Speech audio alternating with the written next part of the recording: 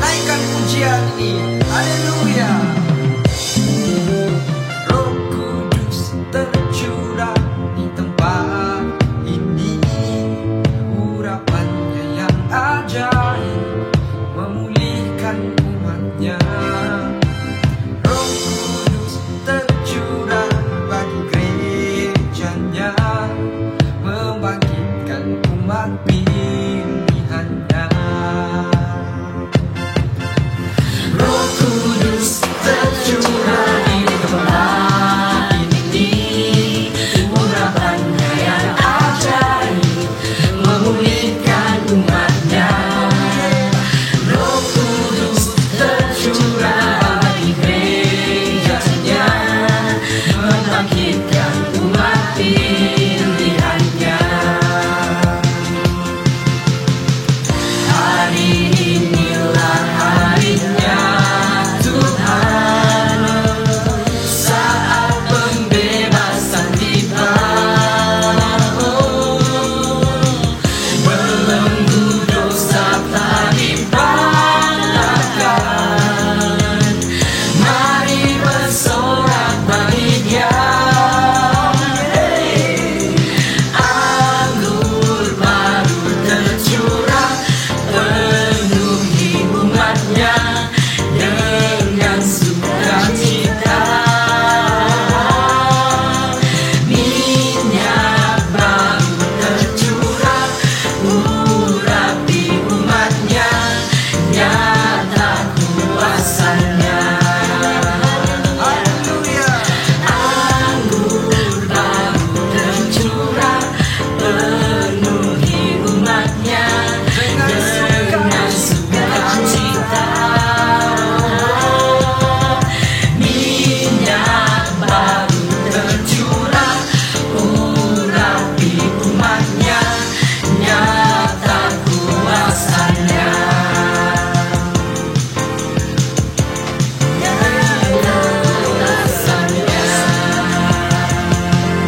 Haleluya. Salam semua. Sekali lagi kita bersyukur kepada Tuhan karena Tuhan sekali lagi memberikan kita peluang waktu untuk hidup di dunia ini dengan penuh gembira sekalipun banyak cabaran.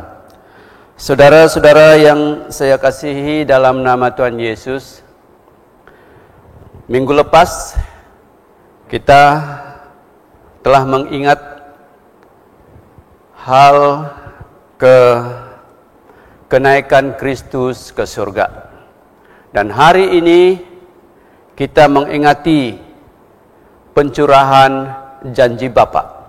Dan sekarang saya membawa saudara-saudara membaca Alkitab, hal pencurahan Roh Kudus atau janji Bapa, apa yang dijanjikan Tuhan di dalam kitab Kisah Para Rasul pasal yang kedua ayat 1 sampai yang ke-13. Firman Tuhan berkata demikian. Ketika tiba hari Pentakosta, semua orang percaya berkumpul di satu tempat.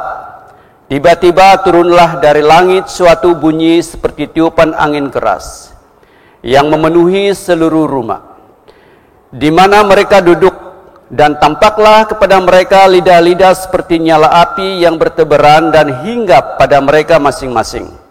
Maka penuhlah mereka dengan Roh Kudus. Lalu mereka mulai berkata-kata dalam bahasa-bahasa lain seperti yang diberikan oleh Roh itu kepada mereka untuk mengatakannya. Waktu itu di Yerusalem diam orang-orang Yahudi yang saleh dari segala bangsa di bawah kolong langit. Ketika turun bunyi itu, berkerumunlah orang banyak. Mereka bingung karena mereka masing-masing mendengar rasul-rasul itu berkata-kata dalam bahasa mereka sendiri. Ayat 7, mereka semua tercengang-cengang dan heran.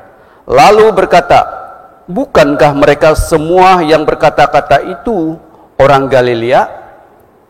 Bagaimana mungkin kita masing-masing mendengar mereka berkata-kata dalam bahasa kita sendiri? yaitu bahasa yang kita pakai di negeri asal kita.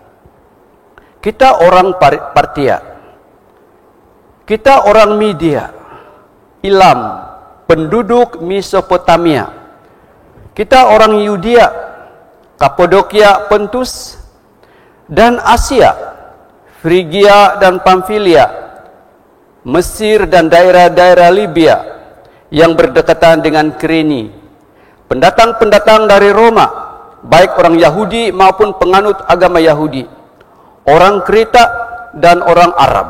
Kita mendengar mereka berkata-kata dalam bahasa kita sendiri tentang perbuatan-perbuatan besar yang dilakukan Allah. Mereka semuanya tercengang-cengang dan sangat termengu-mengu sambil berkata seorang kepada yang lain, apakah artinya ini semua? Tetapi orang lain menyindir, mereka sedang mabuk oleh anggur manis. Saudara, sebelum kita seterusnya kembali ke firman Tuhan, mari kita berdoa dulu. Roh Kudus, kami berdoa pada saat ini. Kami mengaku bahwa kami adalah manusia daging, sedangkan firman-Mu adalah firman yang kudus. Oleh sebab itu Tuhan, kami berdoa supaya darah Yesus Kristus sucikan roh kami, akal budi kami, pikiran, bibir, mulut, pendengaran kami Tuhan, supaya kami mengerti akan firman-Mu yang kudus ini Tuhan. Sehingga firman-Mu akan memimpin kami, bahkan Roh Kudus akan memenuhi setiap kami yang mendengar firman Tuhan ini. Terpujilah nama-Mu, kami minta Roh Kudus, urapi kami dan penuhi kami, supaya kami menjadi umat-Mu yang penuh dan berjalan dengan Roh Kudus. Terpujilah nama-Mu, di dalam nama Bapa, di dalam nama Anak dan Roh Kudus, kami mengucap syukur dan berdoa. Yang percaya katakan amin. Amin. Nah saudara yang dikasihi Tuhan, hari ini adalah hari untuk kita memperingatkan atau mengingati, yaitu pencurahan Roh Kudus. Apa itu pencurahan Roh Kudus? Pencurahan Roh Kudus sebenarnya adalah janji Bapa.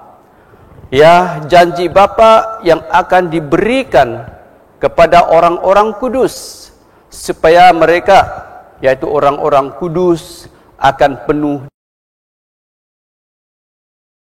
Amin.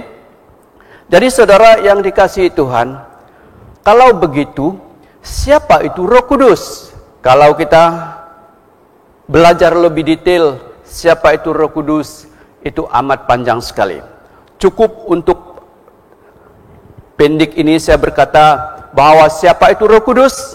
Roh Kudus adalah seorang pribadi, dan dia juga adalah Allah.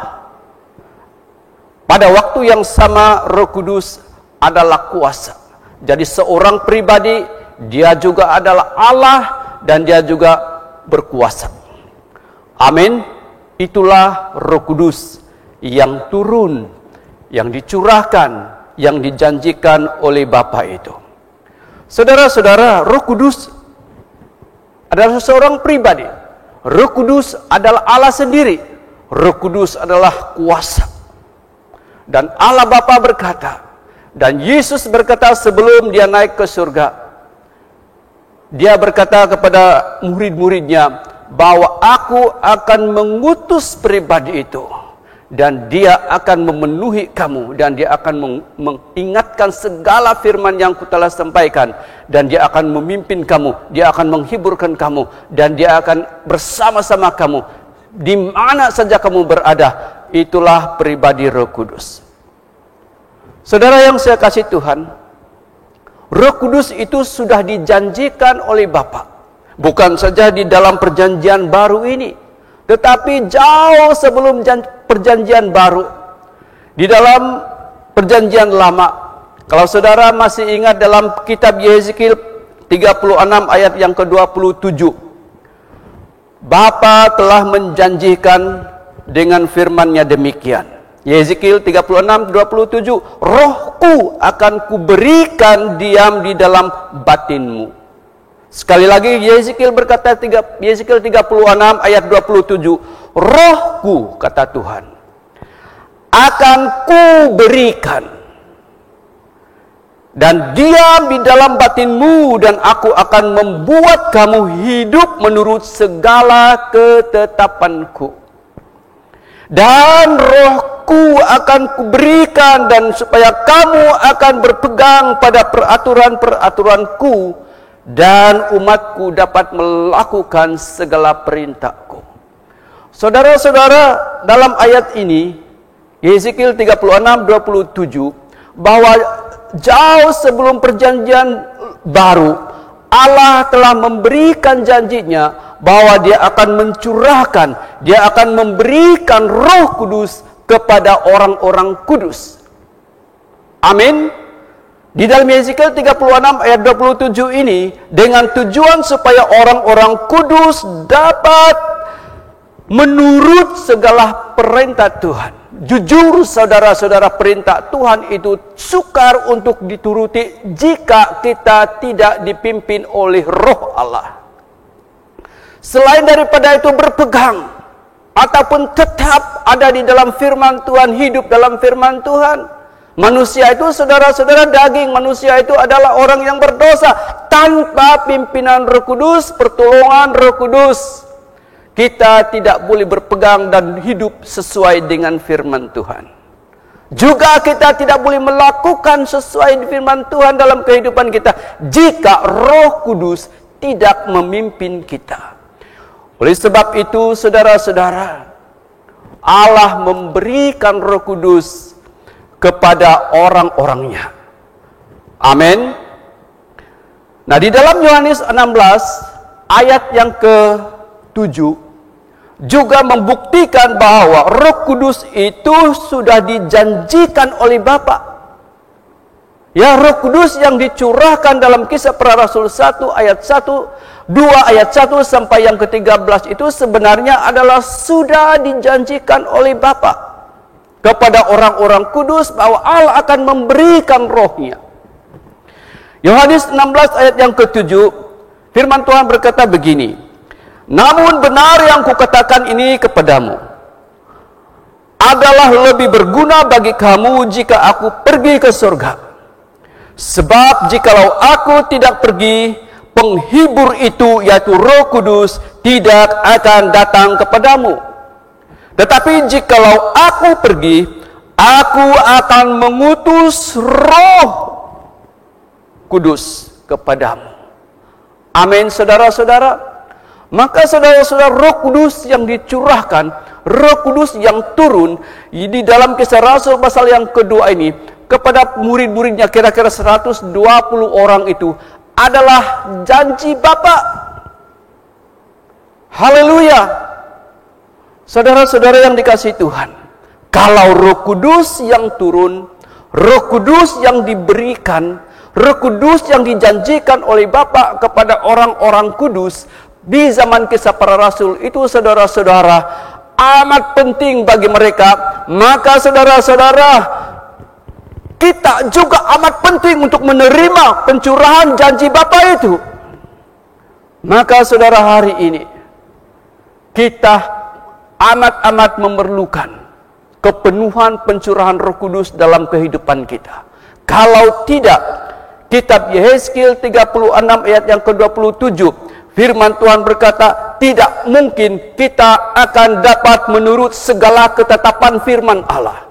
Kalau kita tidak dipimpin oleh Roh Kudus, tidak mungkin kita dapat berpegang segala perintah Allah. Kalau kita tidak dipimpin Roh Kudus, kalau kita tidak dipenuhi oleh Roh Kudus, tidak mungkin kita dapat melakukan segala peraturan-peraturan Allah. Hanya Roh Kudus yang memampukan kita mengerti firman Tuhan, kita dapat melakukan firman Tuhan. Oleh sebab itu, Bapa di surga sudah tahu bahwa manusia itu amat limited. Manusia itu adalah sangat terbatas dan tidak akan mengerti firman-Nya, karena firman-Nya itu kudus, tanpa kita dipenuhi, tanpa kita dipimpin, tanpa kita dibimbing oleh Roh Kudus. Saudara yang saya kasih Tuhan, dalam nama Tuhan Yesus Kristus, saudara yang mendengar firman Tuhan ini, jangan keraskan hati, terimalah janji Bapa, terimalah janji Bapa, terimalah pencurahan Roh Kudus dalam hidupmu dan keluargamu. Amin. Haleluya. Jadi siapa Roh Kudus? Roh Kudus adalah janji Bapa. Bahkan janji Kristus bahwa dia akan kirimkan Roh Kudus itu apabila nanti dia naik ke surga. Yang kedua, siapa itu Roh Kudus?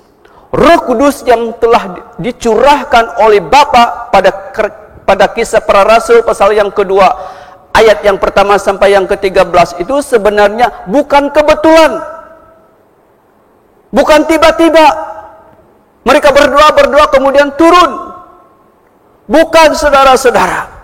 Roh Kudus yang dicurahkan itu, Roh Kudus yang memenuhi rasul-rasul itu, Roh Kudus yang memenuhi orang-orang kudus yang sedang menantikan janji Bapa itu adalah sudah direncanakan oleh Bapa di surga bagi orang-orang kudus, aku dan saudara. Sudah diprogram oleh Bapa jauh sebelum perjanjian baru. Kemudian di dalam perjanjian baru Kristus berkali-kali bahwa dia akan mengirim, dia akan mengutus Roh Kudus kepadamu apabila aku kembali ke surga. Maka Roh Kudus itu bukan kebetulan, tetapi Roh Kudus itu adalah sudah direncanakan oleh Bapa sedemikian supaya orang-orang kudus penuh dengan Roh Allah Bapa. Amin. Untuk apa, saudara-saudara? Tentunya ada maksud Bapa. Nanti dalam khotbah saya yang di tengah dan akhir kita akan dengar. Tuhan menghendaki agar setiap orang percaya menerima Roh Kudus, karena ini adalah rencana Allah, bukan kebetulan. Saudara-saudara, tidak ada rencana Allah yang membawa malapetaka. Tetapi segala rencana Allah, tiap-tiap rencana Allah membawa kebaikan. Bukan kebaikan Allah saja, tetapi lebih daripada itu, kebaikan kepada semua orang percaya. Maka saudara, kalau kau menolak rencana Allah ini, maka engkau menolak kehidupanmu yang baik yang diberikan oleh Allah. Di dalam Lukas 24:49, firman Tuhan berkata dalam bahasa Indonesia hari-hari, saya membaca, dan aku sendiri akan mengirim kepadamu apa yang sudah dijanjikan oleh Bapa. Tetapi kalian harus tetap menunggu di kota Yerusalem sampai kuasa dari Bapa meliputi, memenuhi kalian. Amin. Jadi saudara-saudara, Yesus sendiri telah mengatakannya sebelum dia pergi ke surga, sebelum terangkat ke surga. Dia berkata di sini, aku sendiri akan mengirimkan kepadamu apa yang sudah dijanjikan oleh Bapa. Tapi kalian harus tetap menunggu di kota ini, yaitu kota Yerusalem, sampai kuasa dari Allah meliputi kamu. Amin. Maka Roh Kudus dicurahkan pada hari Pentakosta. Mengapa pada hari Pentakosta? Apakah hanya kebetulan pencurahan Roh Kudus itu pada hari Pentakosta? Saya rasa tidak. Tetapi seperti yang saya sudah dikatakan bahwa Roh Kudus itu akan diberikan kepada orang-orang kudus dengan rencana dan program Allah kepada orang-orang kudus, dan juga waktu yang tepat. Semuanya adalah rencana dan program Allah, bukan kebetulan. Amin. Sebab ada hubungannya pencurahan Roh Kudus dengan Pentakosta. Ya. Apa itu Pentakosta? Kenapa Roh Kudus turun pada hari Pentakosta? Apa hubungan ya dengan Pentakosta ini? Nah, Pentakosta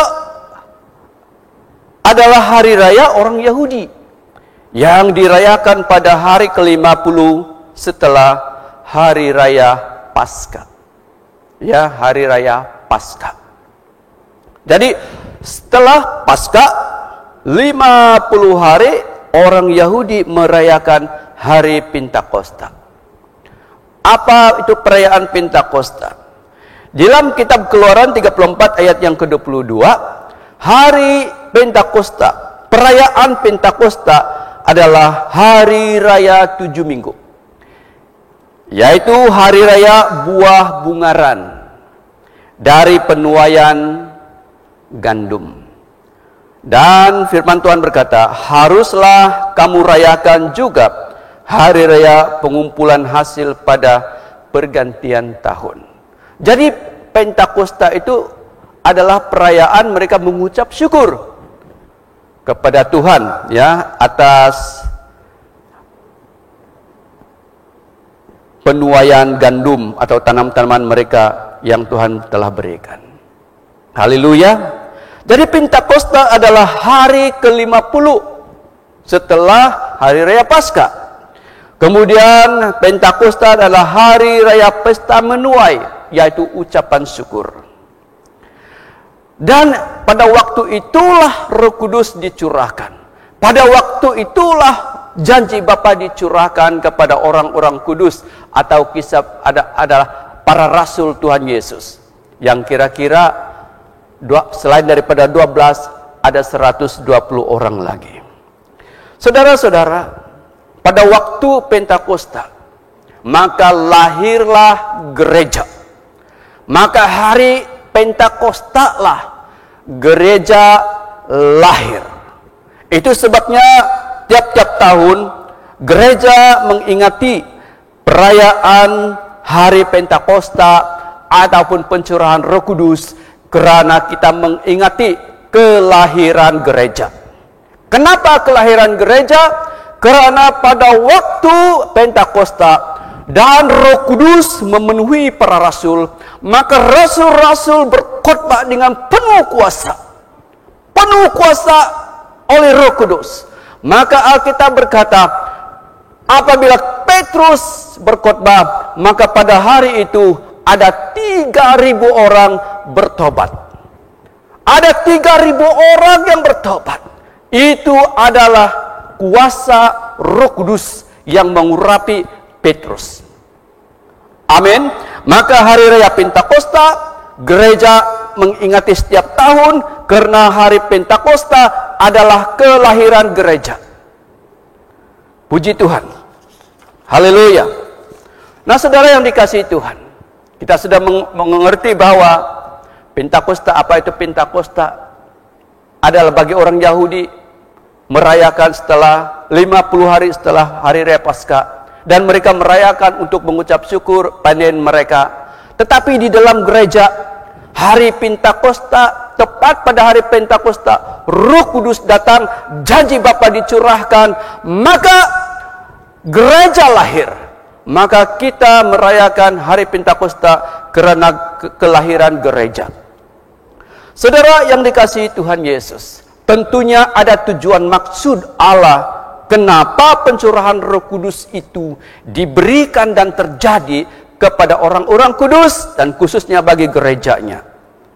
Haleluya. Kita membaca dalam Kisah Para Rasul 2 ayat yang 1 sampai yang keempat. Ya, firman Tuhan berkata begini, ketika tiba hari Pentakosta, semua orang percaya berkumpul di satu tempat. Tiba-tiba turunlah dari langit suatu bunyi seperti tiupan angin keras yang memenuhi seluruh rumah di mana mereka duduk, dan tampaklah kepada mereka lidah-lidah seperti api yang bertebaran dan hinggap kepada mereka, yaitu rasul-rasul. Maka penuhlah mereka dengan Roh Kudus.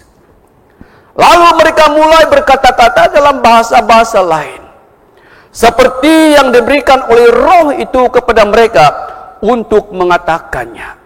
Saudara-saudara, Alkitab berkata, ketika Roh Kudus itu dicurahkan, ketika janji Bapa itu dicurahkan, maka orang-orang yang menantikan janji Bapa itu, maka penuhlah mereka dengan Roh Kudus. Amin. Saudara-saudara, apa yang terjadi setelah rasul-rasul itu penuh dengan Roh Kudus? Ayat yang seterusnya kita melihat dalam ayat-ayat yang seterusnya di sini, bahwa Alkitab telah mencatat, saudara-saudara, bahwa rasul-rasul yang orang-orang yang biasa, Dikatakan rasul-rasul ini bukanlah orang-orang yang terpelajar. Tetapi ayat seterusnya dikatakan di sini orang-orang dari berbagai-bagai negeri. Ada dari Mesopotamia, Yudea, Kapadokia, Pontus, Media, Elam, Partia, Mesir, Asia, dari Roma, dari Arab, dari Kreta, dari Kirene, sekurang-kurang ada 16 negeri yang datang pada hari Pentakosta itu. Mendengar rasul-rasul orang biasa yang telah penuh dengan Roh Kudus. Dan apabila mereka mendengar khotbah mereka, itu amat berkuasa sekali. Sehingga Alkitab mencatatkan kata-kata para rasul itu semua mereka faham. Bahasa Kreta, bahasa Mesopotamia, bahasa Arab, bahasa dari Pamfilia, bahasa dari Mesir, dari Roma, dari Arab, dari Libya, dari Ilam. Semua mereka mengerti khotbah Petrus dan pengajaran-pengajaran Rasul pada hari itu. Ini tidak pernah terjadi di dalam sejarah manusia, tetapi terjadi pada hari Pentakosta oleh karena Roh Kudus yang memberikan urapan bagi mereka itu. Saudara-saudara yang dikasihi Tuhan, tujuan pencurahan Roh Kudus adalah tidak lain dan tidak bukan adalah supaya kita akan menjadi saksi kepada suku-suku bangsa di dunia ini, supaya orang lain akan mendengar firman Tuhan dan supaya mereka akan beriman dan bertobat dan diselamatkan seperti terjadi di dalam kisah para rasul ini. Amin. Haleluya. Oh saudara-saudara, gereja kalau tidak penuh dengan Roh Kudus, penginjilannya akan mati. Gereja yang menolak kepenuhan Roh Kudus, dia tidak akan dapat berbuat apa-apa. Saya buktikan kisah para rasul-rasul, saudara-saudara, sebelum mereka menerima baptisan Roh Kudus, sebelum mereka menerima janji Bapa, sebelum rasul-rasul ini menerima kepenuhan Roh Kudus, dicatatkan di situ bahwa mereka ketika Yesus ditangkap, mereka melarikan diri. Mereka melarikan dari pelayanan.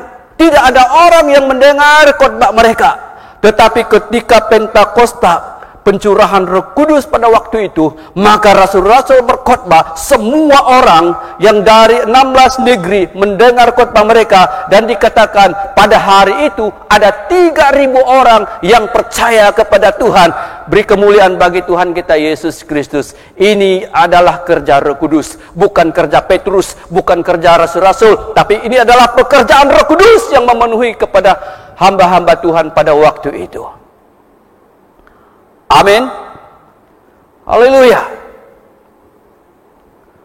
Itulah tujuan Tuhan memberikan Roh Kudus kepada gerejanya, yaitu gereja penuh dengan kuasa, supaya gereja diperlengkapi dengan kuasa Allah. Kalau gereja tidak diperlengkapi, kalau gereja tidak penuh dengan Roh Kudus, maka gereja itu tidak mampu untuk melakukan menjadi saksi kepada Allah, maksud saya. Haleluya. Ayat yang ke-17, kisah para rasul 2 ayat yang ke-17 dikatakan begini. Akan terjadi pada hari-hari terakhir, demikianlah firman Allah, bahwa aku akan mencurahkan Rohku ke atas semua manusia. Saudara-saudara, ayat ini sudah dinubuatkan di kitab Yoel, di mana sekali lagi akan terjadi pada hari-hari terakhir, demikianlah firman Allah, bahwa aku akan mencurahkan Rohku ke atas semua manusia. Untuk apa? Supaya anak-anak kita, laki-laki maupun perempuan, boleh berkhotbah. Tanpa Roh Kudus, orang susah untuk berkhotbah. Semua orang berkhotbah, tetapi belum tentu ada urapan. Belum tentu ada orang yang bertobat dalam khotbahmu.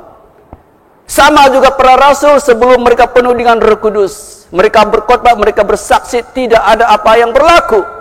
Tapi apabila mereka dipenuhi dengan Roh Kudus, sehari pada waktu itu ada 3.000 orang bertobat. Ini adalah pekerjaan Roh Kudus.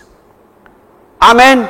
Itu sebabnya Kisah Para Rasul 2 ayat yang ke-17 dia kata di sini, demikianlah firman Tuhan bahwa aku akan mencurahkan rohku ke atas semua manusia, supaya anak-anakmu laki-laki dan anak-anakmu perempuan akan bernubuat, berkongsi firman Tuhan, menyampaikan firman Tuhan, bersaksi firman Tuhan bahwa Yesus adalah Tuhan dan Juru Selamat bagi manusia ini. Bukan saja kepada anak laki-laki dan perempuan, tetapi teruna-teruna ataupun orang-orang muda. Orang-orang muda. Tuhan mau pakai kepada orang-orang muda. Amin. Bukan saja orang-orang muda, tetapi orang-orangmu yang tua akan mendapat mimpi. Dan mereka akan menceritakan mimpi-mimpi yang Tuhan telah memberikan mimpi kepada mereka. Saudara yang dikasihi Tuhan, ini adalah pekerjaan Roh Kudus. Ada orang mimpi, tapi bukan mimpi firman Tuhan. Ada mimpi hantu. Itu sebabnya saudara-saudara kita perlu mimpi hantu. Bukan mimpi Roh Kudus. Haleluya. Puji Tuhan. Maka tujuan pencurahan Roh Kudus adalah memampukan gereja, baik orang muda, baik laki-laki atau perempuan, bahkan orang dewasa, bahkan orang-orang tua, untuk menjadi saksi-saksi Kristus kepada bangsa-bangsa dan kepada dunia ini. Yerusalem, Yudea, Samaria, dan sampai ke ujung bumi. Haleluya. Puji Tuhan. Maka hari ini saudara, sesiapa yang mendengar firman Tuhan ini, jangan keraskan hati saudara-saudara. Terimalah janji Bapa ini. Terimalah Roh Kudus yang dicurahkan, yang dikirim oleh Kristus, supaya engkau penuh dengan Roh Kudus dan engkau akan berjalan sesuai dengan kehendak Roh Kudus. Maka engkau akan diperlengkapi dan engkau menjadi saksi Kristus yang luar biasa. Haleluya. Haleluya. Selain daripada kita menjadi saksi, saudara-saudara jangan lupa bahwa kehidupan ini adalah kehidupan yang selalu ada di dalam peperangan rohani. Dalam Efesus pasal yang ke-6 ayat yang ke-10 sampai yang ke-18, bahwa orang-orang percaya tidak ada saat, tidak ada waktu, tidak ada menit yang tidak ada peperangan rohani. Karena roh jahat itu, setan-setan, iblis itu selalu memberontak kepada Tuhan. Dan dia tidak mau manusia menyembah Tuhan. Maka dia selalu membawa manusia ke dalam maut, membawa manusia ke dalam dosa. Selain daripada menyakitkan hati Tuhan, tetapi tujuan iblis adalah mencuri, membunuh, dan membinasakan. Oleh sebab itu, saudara-saudara, kalau kita tidak dipenuhi dengan kuasa yang dari atas, kalau kita tidak dipenuhi oleh Roh Bapa, kalau kita tidak dipenuhi oleh pribadi Roh Kudus, maka kita akan menjadi kalah dalam peperangan roh-roh jahat di udara. Amin. Itu sebabnya dalam Efesus pasal yang ke-6 ayat yang ke-10, hendaklah kamu kuat. Kuat apa? Seterusnya kekuatan kuasanya. Nya itu siapa? Kuasa Allah Bapa. Oh saudara-saudara, kalau kita dalam peperangan dengan kekuatan manusia kita tidak mampu. Tetapi kalau kita diperlengkapi, kita penuh dengan Roh Kudus, maka kita akan menang dalam peperangan rohani. Amin. Maka saya serukan Bapak Ibu dan saudara-saudara pendengar pada hari ini, terimalah janji Bapa. Mintalah kepenuhan Roh Kudus, maka hidupmu, gereja ini akan menang hari demi hari. Tepukan kemuliaan bagi Tuhan, karena setiap orang penuh dengan Roh Kudus. Alkitab berkata begini, musuh kita bukanlah darah dan daging, tetapi musuh kita adalah roh-roh yang ada di udara. Itu sebabnya dalam firman Tuhan ini, jadilah kuat dalam kekuatan kuasa Allah, yaitu rohnya. Ayat yang ke-17, dan terimalah ketopong keselamatan dan pedang roh. Sekali lagi roh. Amin. Ayat yang ke-18, dalam segala doa dan permohonan, kata firman Tuhan, berdoalah setiap waktu di dalam roh. Saudara-saudara yang saya kasihi dalam nama Tuhan Yesus, bagaimana kita berdoa dalam bahasa roh? Bagaimana kita berdoa dalam roh Allah? Kalau kita sendiri menolak kepenuhan Roh Kudus. Bagaimana kita berdoa setiap waktu di dalam roh? Kalau kita sendiri tidak mau kepenuhan Roh Kudus. Itu sebabnya firman Tuhan dalam Efesus pasal 6 ayat yang ke-17 ini. Ayat yang ke-18 ini, berdoalah setiap waktu di dalam roh. Amin. Maka saudara-saudara, kalau kamu merindukan senantiasa penuh dengan roh dan berdoa di dalam roh dan engkau ada kemenangan, terimalah janji Bapa, yaitu kepenuhan Roh Kudus saat ini. Haleluya. Dan berjaga-jagalah di dalam doamu itu dengan permohonan yang tidak putus-putusnya untuk segala orang kudus. Amin. Jadi itulah tujuan pencurahan Roh Kudus. Itulah tujuan Bapa menjanjikan supaya semua orang menerima rohnya. Bukan saja untuk menjadi saksi, tetapi kita kuat di dalam peperangan rohani. Haleluya. Ayat pasal Kisah Para Rasul pasal yang pertama ayat yang ke-8. Firman Tuhan berkata begini, kamu akan menerima kuasa kalau Roh Kudus turun ke atas kamu. Dan kamu akan menjadi saksiku di Yerusalem dan di seluruh Yudea dan Samaria dan sampai ke ujung bumi. Apa maksud di sini saudara-saudara? Selain kita menjadi saksi, maka kita adalah agen-agen Kristus. Kitalah pembawa-pembawa kebenaran. Kitalah pembawa pertobatan dan keselamatan bagi bangsa-bangsa. Kitalah agen pemulihan bagi bangsa ini.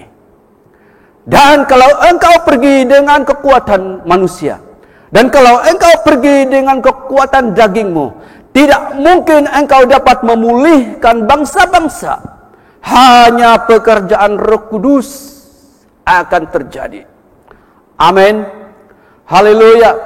Dan kita telah dihidangkan firman Tuhan. Kalau saudara membaca ayat yang pasal yang ke-10, ke-9, ke-10 sampai ke-11 dalam Kisah Para Rasul, bagaimana rasul-rasul Kristus, bagaimana orang-orang percaya waktu penganiayaan di Yerusalem keluar ke negeri-negeri lain karena penganiayaan yang besar di kota Yerusalem.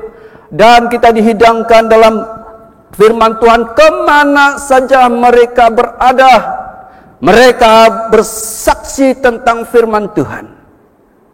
Di kereta, kemana saja mereka pergi, di Frigia, mereka bersaksi firman Tuhan. Mereka ke Antioquia, di mana murid-murid Yesus dipanggil Kristen di Antioquia.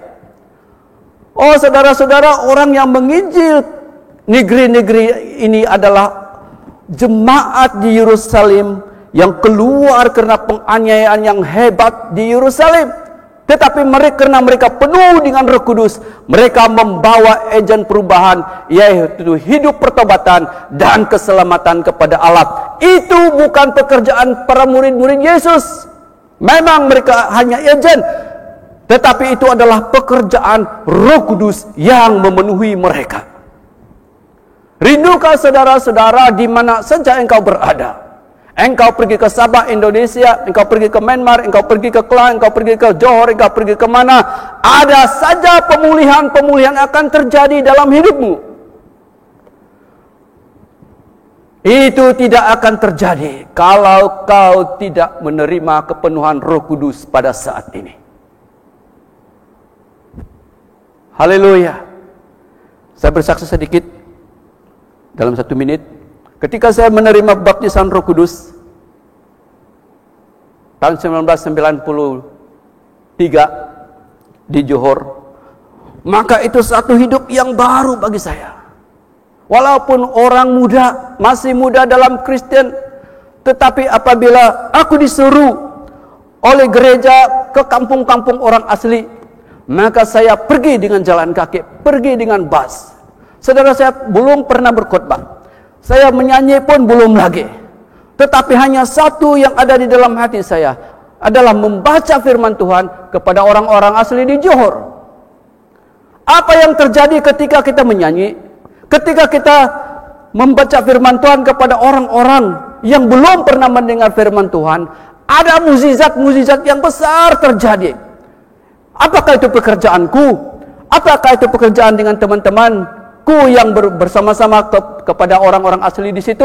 Tidak, kami hanya menyanyi, berdoa pendek karena belum orang Kristen baru. Kami membaca biasa-biasa, baca firman Tuhan apa saja yang ada. Tetapi pekerjaan Roh Kudus itu luar biasa kepada kampung-kampung itu.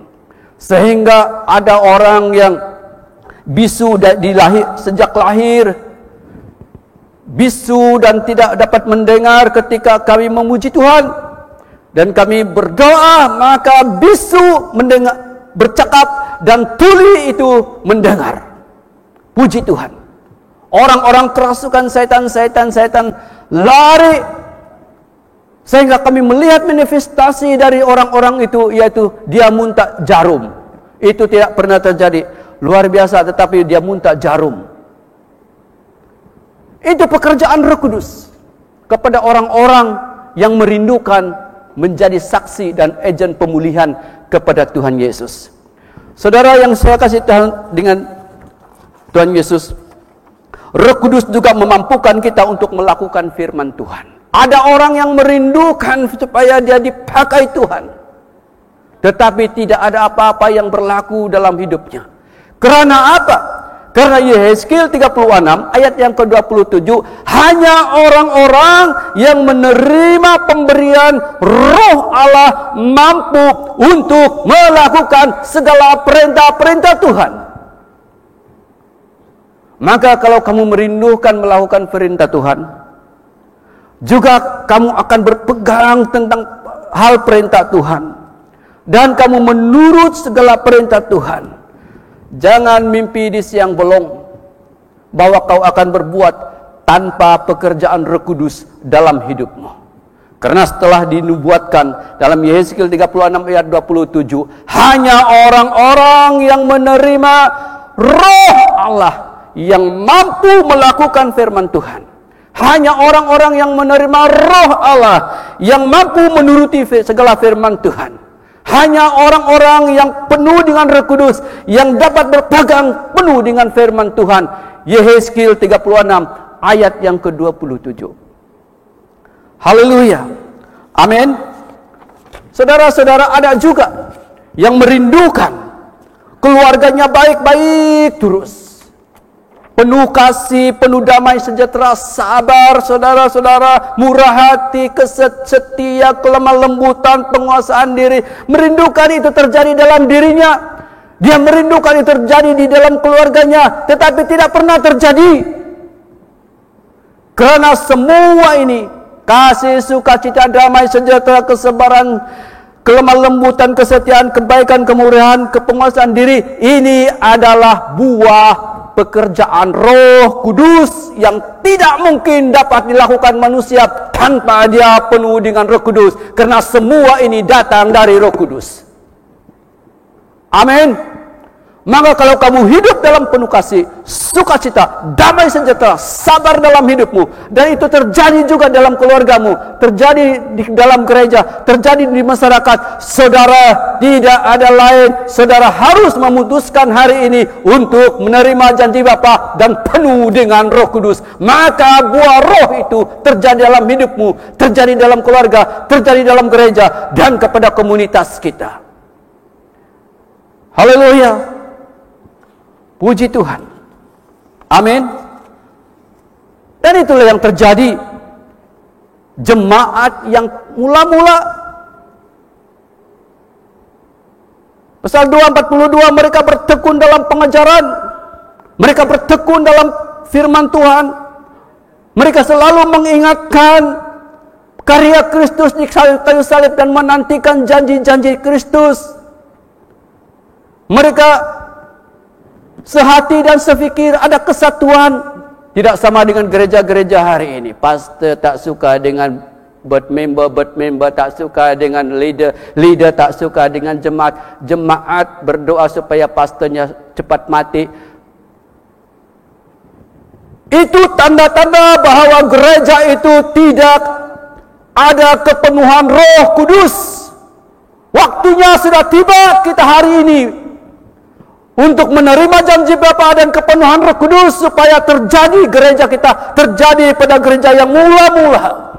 Kerinduan untuk berdoa luar biasa. Kerinduan untuk mendengar firman Tuhan luar biasa. Hari-hari mereka bertekun. Mereka sehati sepikir. Mereka membagi satu dengan yang lain. Itu hanya pekerjaan Roh Kudus terjadi. Kemampuan manusia tidak bisa. Saudara yang dikasihi Tuhan, kalau kita merindukan, ini akan terjadi. Tidak ada jalan lain. Hanya saudara dan kita semua merendahkan diri, berlutut, terima janji Bapa dan minta kepenuhan Roh Kudus. Maka pekerjaan Roh Kudus,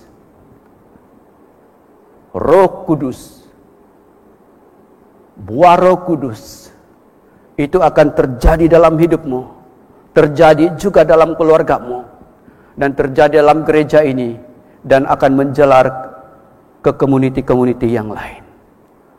Amin. Haleluya. Puji Tuhan. Maka saya akhiri khotbah saya hari ini.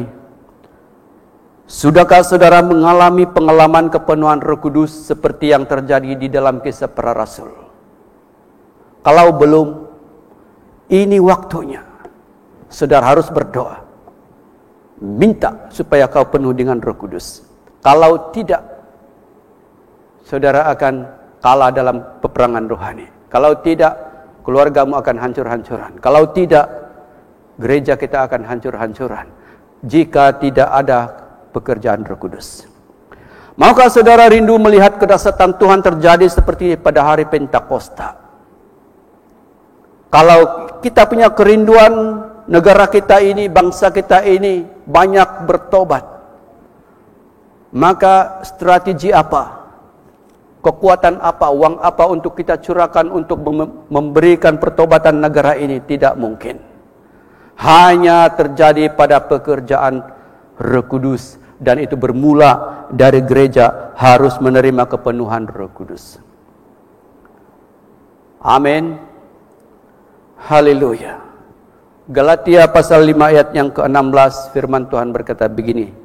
Maksudku, kata firman Tuhan, hiduplah oleh Roh dan izinkan hidupmu dipimpin oleh Roh. Mintalah saat ini supaya janji Bapa memenuhi dan dicurahkan dalam hidup keluarga dan gereja kita. Haleluya. Puji Tuhan. Puji Tuhan. Mari kita berdoa. Tuhan, saya berdoa setiap orang yang mendengarkan firman Tuhan ini, yaitu janji Bapa, pencurahan Roh Kudus, supaya setiap jemaat-Mu yang mendengar firman Tuhan ini, Tuhan, tidak ada satupun yang tidak menerima janji Bapa, dan tidak ada seorang pun yang tidak penuh dengan Roh Kudus. Baik teruna-teruna, orang-orang muda, orang-orang laki-laki bahkan perempuan, orang-orang tua. Tuhan, saya berdoa saat ini supaya pencurahan Roh Kudus ke atas gereja-Mu, Tuhan, akan terjadi pada saat ini. Karena hari-hari terakhir ini, Satan membenci Tuhan dan menghirit setiap jemaat ke tempat kebinasaan. dalam segala keadaan, dalam segala waktu, dalam segala kesempatan setan datang mencuri, membunuh dan membinasakan. Peperangan rohani selalu terjadi di setiap saat. Maka Tuhan, sedarkan gereja ini, sedarkan kami semua ya Tuhan Yesus, tanpa penyertaan Roh Kudus, tanpa pimpinan Roh Kudus, tanpa bimbingan dan kepenuhan Roh Kudus, maka kami pasti akan kalah. Gereja akan kalah dalam peperangan roh-roh jahat di udara. Tapi hari ini saya berdoa dalam nama Bapa, Anak dan Roh Kudus. Oh Tuhan, curahkan Roh-Mu sekali lagi di akhir zaman ini ya Tuhan Yesus. Penuhlah kami dengan Roh Kudus. Penuhlah gereja-Mu dengan Roh Kudus. Supaya kami akan berjalan sesuai dengan pimpinan-Mu ya Roh Kudus. Terima kasih Tuhan. Terpujilah nama-Mu. Saya berdoa, tidak ada seorang di sini yang tidak menerima janji dan kepenuhan Roh Kudus. Terpujilah nama-Mu. Di dalam nama Bapa, dalam nama Anak dan Roh Kudus, saya mengucap syukur dan berdoa. Yang percaya berkata, amin. Haleluya. Amin. Katakan di sebelah kiri kanan saudara, terimalah janji Bapa kepenuhan Roh Kudus. Amin. Puji Tuhan.